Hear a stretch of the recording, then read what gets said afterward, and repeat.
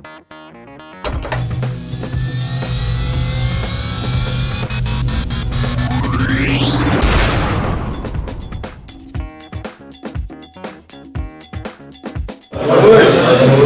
não foi no que eu falo alto.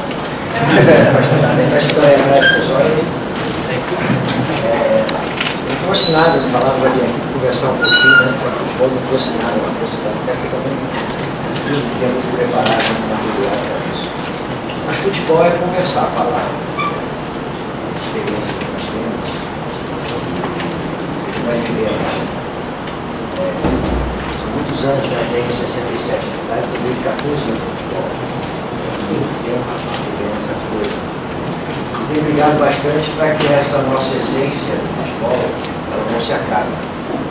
Existe um processo dentro do futebol que as pessoas estão querendo fazer com que reinventar o futebol, que é aquele que eu não conheço. É aquele que eu, quando joguei, que eu passei a ser técnico, eu não conheço. Estou tentando reinventar o futebol e que a ciência ela passa a ser mais importante do que a essência do futebol, principalmente no futebol brasileiro. A ciência ela nos abastece com informação, é muito importante a ciência, ela está dentro com a gente aqui, mas ela não determina as nossas ações no futebol. Ela nos abastece com informação para que nós possamos preparar uma equipe melhor preparada dentro do campo. Mas as decisões, elas partem do comando técnico. Não se pode abdicar disso. No futebol hoje existe um processo muito forte em que uma discussão quase que diariamente entre os setores do clube, a parte teórica e a parte prática. A parte teórica é fundamental para a gente embasar o meu professor. Então, estou embasado teoricamente para discutir. Mas o que eu carrego comigo é o ex-jogador à frente de tudo. O ex-jogador que vai tomar as decisões importantes na hora que você mais precisa o ex-jogador, o ex-jogador. Por exemplo, você deve depois falar sobre isso aqui.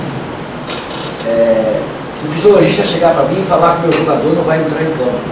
Eu não vou admitir, ele vai me falar por quê. O que ele não quer ter em campo. Eu vou falar que o meu jogador, com 30%, ele vai entrar em campo, porque com 30%, principalmente o craque do jogo, ele me decide o jogo, porque vai ter 100% de condição, não vai me decidir o jogo. Eu boto aquele cara com 30% e eu vou ganhar o jogo, ele com 30%, a bola vai chegar nele, ele vai botar a bola para dentro, que existe uma coisa que chama-se bola no futebol. E ela é quem resolve todos os nossos problemas. Se nós ficarmos preocupados do cara estar bem fisicamente e não fisicamente, e que ele vai ter que estar 100% para correr com 100%, ele vai ser maravilhista, vai ser outra profissão, mas não vai jogar futebol. Futebol precisa estar preparado bem fisicamente para exercer a profissão de jogador de futebol. E nós temos por característica, que é a parte fundamental, que é a capacidade do empirismo do futebol brasileiro. A essência do futebol brasileiro, ela não é programada, ela não é estar em cima da parte tática. Existe uma necessidade muito grande em que tem que prevalecer a parte tática. A parte tática ela é importante porra nenhuma, porque nós ganhamos no futebol, porque nós desarmamos todas as partes táticas que os europeus tinham. Aí os europeus estão vindo aqui pegar da gente a nossa essência, estão levando para lá. E estão querendo que a gente vire europeu, onde tem uma responsabilidade tática muito forte. A responsabilidade tática do brasileiro tem, mas a grande diferença nossa é que o cara manda marcar alguém, eu tenho 4 linhas, 2 linhas de 4, seja lá o que for, para quebrar linhas, não sei o quê, só um Garrincha, só um Zico, só um Pelé, só um Coutinho, só um outro, e tantos vários jogadores que quebravam linha e desarticulavam qualquer esquema tático. Hoje você não tem. Eu ontem dei uma declaração que eu joguei contra o Goiás, que eu vi um jogador peladeiro. Michael. Aquele jogador veio do bairro. Ele não sabia onde é que ele estava. Ele estava no estádio, mas não sabia que ele estava no estádio. Ele dava drible para lá, drible para cá, passava para o lado, mexia um pouco para o outro, mexia para o outro. Isso é que é jogador de futebol. Essa é a nossa essência. Aí com vocês que vão trabalhar no futebol e isso aí. Criança de 10 anos, 8 anos, 10 prontinho ali, até 13 anos, botarem 13, 14, botar para treinar no campo 110, 75, onde um garoto não pega na bola nunca. Aí agora improvisaram, agora estou querendo fazer campos de grama sintética. Caralho, eu tenho que treinar em campo ruim, 20 por 20, que é o empirismo, que é a capacidade de você botar para fora todo o teu potencial, é o proceptivo ativo natural, que é o que acontece no jogo de futebol. A bola vem, ela sobe, você tem que levantar o pé junto, dominar a bola, você está atuando ali com a tua capacidade de procepção ativa, que é que você cria para você, e daí você desenvolve o atleta. Aí você está vendo o pessoal hoje querer botar o seguinte: você vai jogar num campo de grama sintética ou num campo ruim. Esse moleque não vai ser bem filmado. Todos os grandes jogadores de futebol brasileiros vieram do futebol de salão. Antigo e hoje é futsal. Todos, sem exceção. Porque ali você pegava na bola 500 mil vezes em cada jogo que você pegava na bola. Hoje você vai ver na categoria de base, o moleque pega na bola no treinamento, a cada 2 minutos, 2 minutos e 30, vai o moleque pegar na bola de novo. Então, esse menino de 13 a 14 anos, tem que botar eles para jogar bola o tempo todinho. Deixar ele jogar bola o tempo todinho, pegar na bola e pegar na bola o quanto mais ele puder. Eu tinha uma experiência fantástica que foi no Santos. O treinador dessa categoria era o Lima, que foi jogador da seleção brasileira, né? Ele era mais velho, sabe? Ele era treinador do Neymar, o Henrique Ganso, mais uns outros jogadores lá, que depois conheci. Mas era o Neymar, o Henrique Ganso, que tinha 13, 14 anos, eu estava no São naquela época. E eu veio dando um treinamento lá e fazendo um coletivo num campo grandão. Aí eu vi aquele negócio, eu vi que não fluía, que um negócio de jogo só. Mas o moleque não desenvolveu. Eu falei: ô Lima, pega essa molecada, quando tiver o jogo, você escala fulano, beltrano, ciclano, você vai ser escalado aqui, escalado aqui. Olha, deixa eles treinarem nesse campo pequeno aqui, faz a opção de campo pequeno aqui, deixa eles treinarem aqui. Você vai desenvolver a capacidade deles, 2, 3, 1, 4, não sei o quê. Aí eu pergunto para vocês aqui que estão fazendo um curso aqui: existe 4-1-4-1? Não, vocês estão dando um curso agora. Existe 4-1-4-1? Existe 4-2-3-1? Variações mais tarde. 4-1-4-1 nada mais é do que um 4-3-3 de passado. Se você pegar um volante e encolher, botar 2 meias e adiantar 3, você faz um 4-3-3. Se você encolher os dois do lado, você faz um 4-1-4-1. Então você faz, se você de um volante e 2 meias, você encolher 2 e fizer um por dentro aqui, você faz um 4-2-3-1, bota 2 de lado e mais adiantado. Então, eles estão inventando isso como se fosse uma grande novidade. Não é, nós já fazíamos isso há muitos e muitos anos. Então, porque o Brasil, em 1970, deu uma das maiores demonstrações de que é a capacidade de um profissional de futebol. Claro, cada um com a sua habilidade, cada eu tem a minha, o outro tem a dele, cada um muda assim. Em 1970, o Zagallo criou o que o Barcelona tem hoje. O Barcelona é muito bonito jogar com o Messi como se fosse um centroavante falso, que ali vai negociar com o atacante. O Messi é o cara que vem buscar. Não podemos esquecer que em 70, com a inteligência do Zagallo, ele tinha o Galinho e o Alberto de Miranda, que jogava no Botafogo na época. E ele optou pelo Tostão. Por que ele optou pelo Tostão? Porque um centroavante como o Roberto Miranda e o Dario precisa muito que o time jogue para ele. Mas o Pelé, o Rivelino, Gerson, o Ronaldo, aqueles caras iam jogar para o Dario? Não. Sabe que alguém entendesse a capacidade de jogo de futebol desse pouquinho do time deles, se ele fosse parecido com o Pelé, ele colocou o Tostão ali, um falso centroavante. Então o Barcelona hoje tem, né, o Messi. Né, e nós tínhamos 70. Em 70 o Zagallo tirou, colocou 2 volantes para jogar. Nenhum dos 2 eram marcadores. Eu sou adepto ao volante não marcar. Então é importante você ter a bola. O time marca. O time marca, não marca o volante. O time tem que marcar. E a marcação começa na frente com os jogadores da frente. O time marca. Então, botar a função de volante como se fosse a mais importante do futebol para marcar. Não, o time marca, ele tem muito mais pessoas marcando do que só 2 jogadores marcando. Então o Gerson Clodoaldo, na frente dele tinha o Jairzinho, o Pelé, o Rivelino na frente com o Tostão. Aí ele fez um terceiro zagueiro, porque aconteceu um terceiro zagueiro, e eu trabalhei na Europa, se faz muito isso na Europa, você pega o lateral, faz como se fosse um terceiro zagueiro, você prende ele para ficar próximo dos 2 zagueiros aqui e libera o outro lado. E o Zagallo fez isso com o Everaldo e liberou o Carlos Alberto Torre o tempo todinho, fizemos 3 zagueiros naquela época ali. Então já em 1970. Então, as pessoas ficam falando tática, e nós somos bastante capacitados para poder fazer, é o que tem que ser feito, que eu acho que é aí que é a grande virtude do técnico.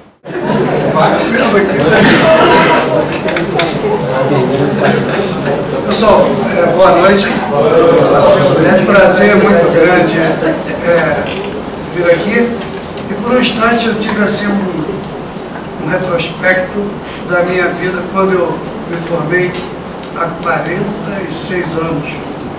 Eu vendo os meninos pegarem o diploma e o que passa na cabeça de cada um para o futuro que vem aí, como treinador.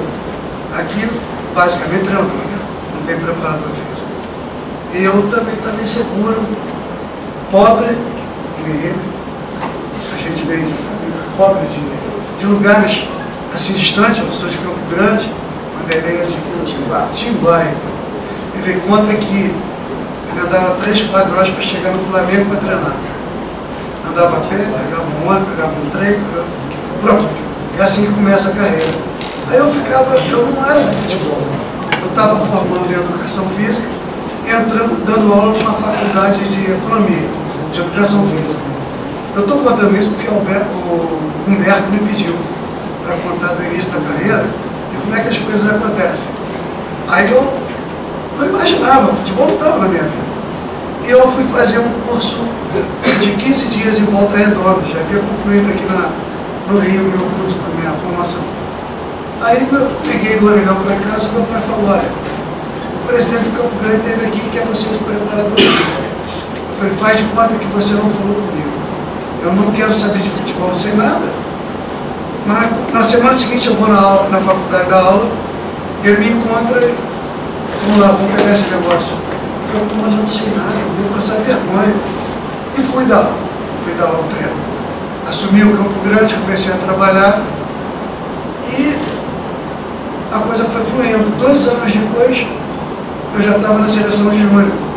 Uma pessoa que faleceu, o professor José Dias, passou para entregar a convocação de 2 jogadores do Campo Grande, tinha o Marcelo e o Edivaldo, e ele me viu no treino e ele comentou com o presidente. E dali começa o convite para ser auxiliar de preparação física. O Campo Grande evolui, ganha a segunda, ganha o Campeonato Brasileiro e a minha vida seguiu. Abriu um horizonte fantástico. E eu vendo isso, caramba, parece que eu voltei no tempo. Eu vejo a humildade de cada um na hora de pegar o diploma, de pegar o documento da qualificação. E eu me reportei para esse período. Nossa, eu tinha medo de me pronunciar com atleta. Como é que eu vou reunir, explicar o treinamento para essa gente? Cara, ninguém sabia nada praticamente, o jogador não sabia o que era ser treinado fisicamente. Eles sabiam que tinha que correr 8 km. E dali para frente era uma doideira o trabalho. E aí quando eu vi vocês aqui, estão se preparando para uma vida futura, rapaz, o preparo é tudo na vida da gente. Vanderlei é muito experiente, sabiamente estava falando, eu estava aqui pensando no gancho que ele estava me dando para eu poder falar para vocês. Rapaz, talvez o que eu saiba, que eu aprendi até hoje, não seja suficiente para mim meu próximo objetivo. De tão grande que é a evolução, tanto científica na minha área, como na área tática, que é a área dele. Então, quando você aborda o termo prático, esse termo prático vem com um embasamento muito grande. Porque ele não chega no campo, e nem eu chego no campo, vamos fazer isso que isso vai dar certo, eu já fiz em outro. Calma. Cada treinamento tem seu fundamento, tem sua importância, e você ter a mão para saber aplicá-lo. A parte tática, a parte técnica, elas são diferentes. Quando eu vi ele falando, eu fiquei ali, o gancho eu peguei. O que veio na frente no futebol? A tática ou a técnica? Claro, se não chutar, não passar, não cabecear, você não vai jogar futebol. Depois que o jogador aprendeu isso, aí começou a se montar as posições. Então, por que hoje nós vamos inverter isso? Se dá mais ênfase à parte tática e se esquecer a parte técnica. Então, como ele está dizendo, a elaboração de um plano de trabalho tem que ter fundamento, porra. Como é que você vai cruzar a cabeça e chutar se você não está preparado e já quer entrar num plano tático? Não, meu time vai jogar aqui numa aproximação de 5 metros cada um, eu já organizo aqui todo o meu sistema físico, técnico e tático.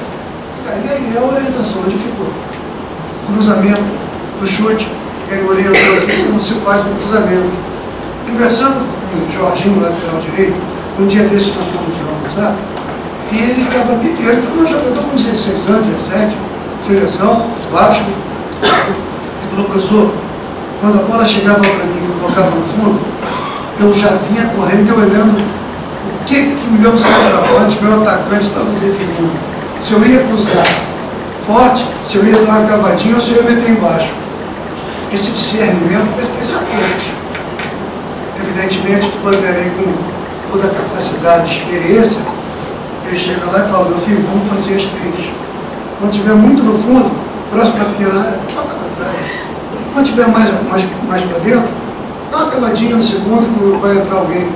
Então, quando ele falou isso, eu fiquei pensando, falei, pô, todo esse ensinamento que vocês estão tendo, tiveram outras pessoas que vieram aqui, no campo prático, no campo da educação física, abracem. Porque se não tiver conhecimento, a cada momento, a cada segundo, na frente vai faltar.